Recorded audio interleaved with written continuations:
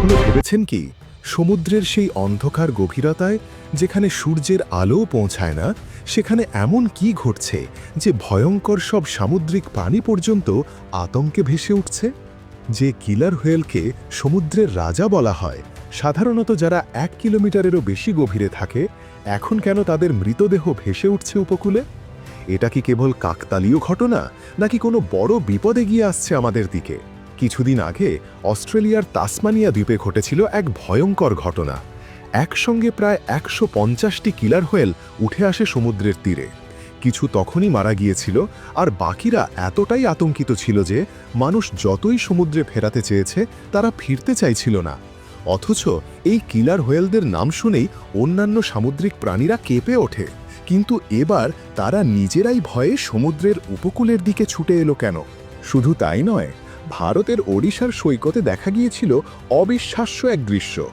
প্রায় 7 lakh olive Ridley কচ্ছপ একসাথে উঠে এসেছিল উপকূলে। এই কচ্ছপরা সাধারণত গভীর সমুদ্রে প্রায় 150 মিটার নিচে থাকে।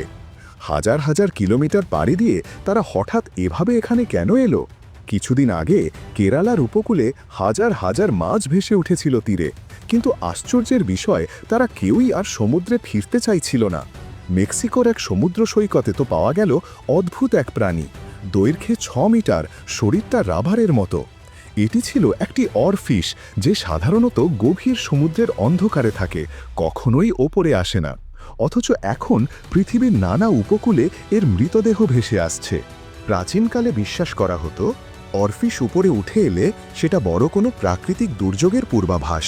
প্রশ্ন উঠছে, তবে কি সমুদ্রের ভয়ঙ্কর দানব লেভিয়াথান ফিরে আসছে?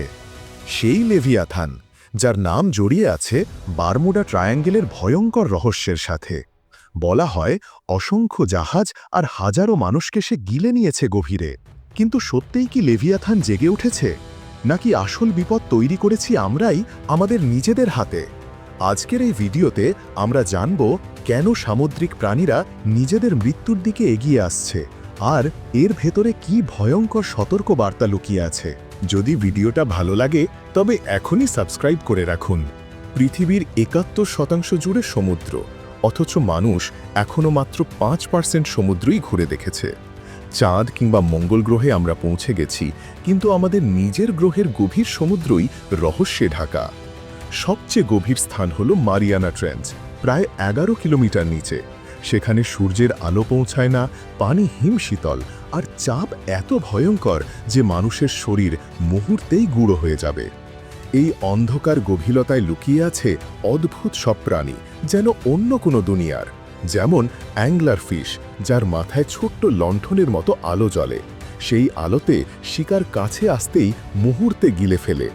ক্যানারি দ্বীপের কাছে সম্প্রতি একে অপরে ভেসে উঠতে দেখা গেছে, যা একেবারেই অস্বাভাবিক। রাশিয়ার এক জেলের হাতে একবার ধরা পড়ে এক অদ্ভুত মাছ, দেখতে অনেকটা মানুষের মস্তিষ্কের মতো। নাম স্মুথ লাম্পফিশ। সেই ভিডিও ভাইরাল হওয়ার পর মানুষ আতঙ্কে নানা গল্প বলতে শুরু করে। এসব ঘটনা ইঙ্গিত দেয় সমুদ্রের গভীরে চলছে অজানা এক রহস্যময় খেলা। আর যখনই সেই প্রাণীরা ভেসে ওঠে, কিছুদিনের মধ্যেই ঘটে ভয়ঙ্কর দুর্যোগ। ইতিহাসের পাতা উল্টালে দেখা যায় অরফিশের আবির্ভাব যেন বারবার এক ভয়ঙ্কর সংকেত নিয়ে এসেছে। 15 শতকে গ্রিনল্যান্ডের উপকূলে দেখা গিয়েছিল এক বিশাল লম্বা অরফিশ। কয়েক দিনের মধ্যেই আছড়ে পড়ে ভয়ঙ্কর ঝড়, যেখানে প্রাণ হারায় হাজারো মানুষ। 1855 সালে জাপানের উপকূলে ধরা পড়ে রূপালী অরফিশ। অল্প কিছুদিন পরেই কেঁপে ওঠে টোকিও, ঘটে ভয়াবহ ভূমিকম্প। আর 2011 সালের ঘটনা তো আজও দুনিয়াকে কাঁপিয়ে দেয়। জাপানের সমুদ্র তীরে একসাথে ভেসে ওঠে বহু অরফিশ। তার কিছুদিন পরেই ঘটে ফুকুশিমার ভয়ঙ্কর সুনামি, যেখানে প্রাণ হারান প্রায় 20,000 মানুষ। আজ আবারও সমুদ্র তটে ভেসে উঠছে অরফিশ সহ গভীর সমুদ্রের অদ্ভুত প্রাণীরা। প্রশ্ন হলো, এটা কি কেবলই কাকতালীয় ঘটনা, নাকি প্রকৃতি আমাদের জন্য পাঠাচ্ছে কোনো ভয়ঙ্কর সতর্কবার্তা?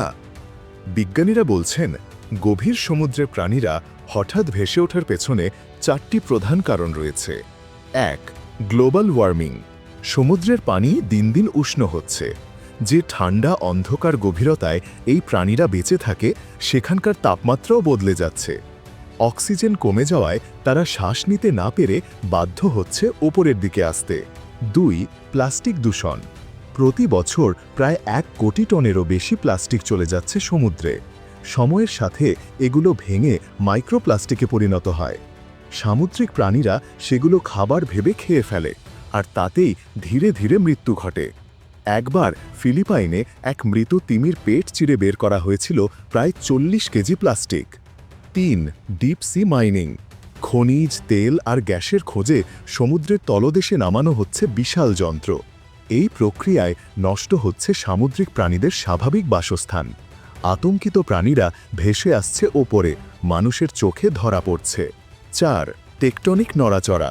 সমুদ্রতলের ভূমিকম্প আর আগ্নেয়গিরির বিস্ফোরণও প্রাণীদের ভয় পাইয়ে দেয়।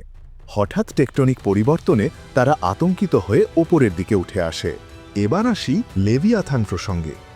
বাইবেলে বলা হয়েছে, লেভিয়াথানের চোখ আগুনের মতো জ্বলে, নিঃশ্বাস যেন অগ্নিশিখা, আর তাকে কেউই নিয়ন্ত্রণ করতে পারে না।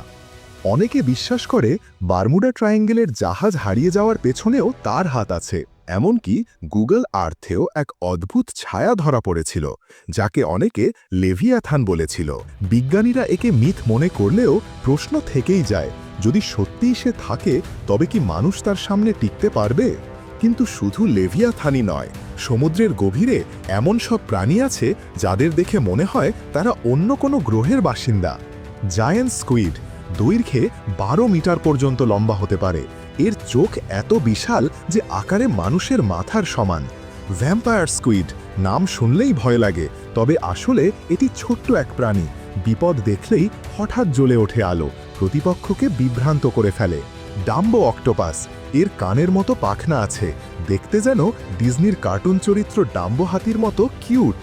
গবলিন শার্ক, এ প্রাণীর মুখ এত ভয়ঙ্কর, এত অদ্ভুত যে অনেকে একে এলিয়েন শার্ক বলে ডাকে। বন্ধুরা, যে প্রাণীরা কোটি কোটি বছর ধরে অন্ধকার সমুদ্রের গভীরে লুকিয়েছিল, তারা যদি হঠাৎ আমাদের সামনে উঠে আসে, সেটা নিশ্চয়ই কাকতালীয় ঘটনা হতে পারে না। এটা এক সতর্কবার্তা। আমরা যদি এখনই না থামি, প্লাস্টিক ফেলা বন্ধ না করি, গ্লোবাল ওয়ার্মিংয়ের বিরুদ্ধে না দাঁড়াই, সমুদ্র ধ্বংস করতে থাকি, তাহলে একদিন এই সমুদ্রই আমাদের গ্রাস করবে। তাহলে আপনারা কি মনে করেন, গভীর সমুদ্রের প্রাণীদের হঠাৎ ভেসে ওঠা কি আসলে কোনো প্রাকৃতিক বিপর্যয়ের আগাম সংকেত, নাকি সত্যি জেগে উঠেছে লেভিয়াথান নামের সেই ভয়ঙ্কর দানব? আপনার মতামত কমেন্টে লিখে জানাতে ভুলবেন না। ভিডিও ভালো লাগলে লাইক দিন, বন্ধুদের সঙ্গে শেয়ার করুন এবং আরও রহস্যময় তথ্য জানতে চাইলে অবশ্যই চ্যানেলটি সাবস্ক্রাইব করুন।